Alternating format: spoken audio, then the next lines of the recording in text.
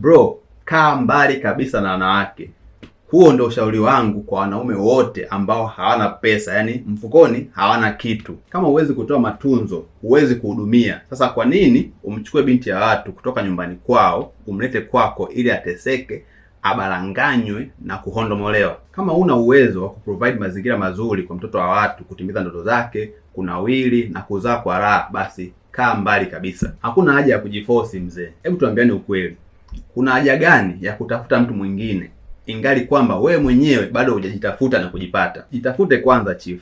Pata pesa kisha tafuta mtu, utanishukuru baadaye. Sasa kama hujui ujitafute kuanzia wapi, basi wacha nikupe siri moja ya bure kabisa. Hii siri ipo kwenye kitabu changu cha siri 69 za kupata pesa. Nimekuwekea linki kwenye bio yangu hapo kama utakihitaji. Sasa hii siri inasema hivi: attention au kuonekana ni pesa. Sasa nakwambia ukweli kabisa ambao huu ukweli haukufundishwa shuleni. Katika dunia ya leo, kile kisichoonekana hakipo. Yaani unaweza kuwa na akili nyingi, unaweza kuwa na bidhaa bora, unaweza kuwa na huduma ambayo inabadilisha kabisa maisha ya watu. Lakini sasa kama hakuna anayekuona, basi jua kabisa hakuna atakayekulipa. Ndio maana sasa kuna watu wa kawaida kabisa na wana pesa nyingi sana kuliko wale watu ambao wana akili kubwa. Sio kwa sababu wao ni bora, ni kwa sababu wanaonekana.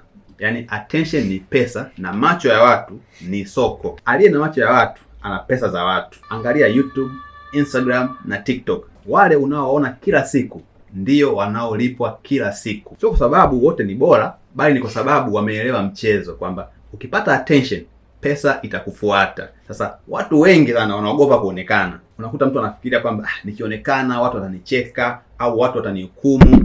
Lakini sasa ukweli mchungu ni huu hapa. Watu wote ambao wanakuhukumu ni wale ambao wanaishi maisha unayotaka kuyakwepa. Mtu anayefanya vizuri kwenye maisha yake hana muda wa kukaa na kuanza kukuhukumu. Yaani yuko busy kwenye kujenga maisha yake. Dunia haimlindi mtu aliye kimya. Dunia inamlipa mtu anayeonekana. Makampuni mengi sana duniani yanatumia mabilioni kwenye matangazo kwa sababu wanajua bidhaa bila attention ni bure. Wasanii wanatengeneza kiki na drama kila siku. Wajasiriamali wanatengeneza hadithi. Wote hao wanatafuta kitu kimoja tu, kuonekana. Kama unataka pesa, ni lazima watu wajue jina lako, wajue biashara yako, wajue unauza nini, wajue unatatua tatizo gani. Ukiposti leo, watu wachache sana wataona, lakini ukirudia kesho wataongezeka. Na ukiacha, hakuna atakayekukumbuka.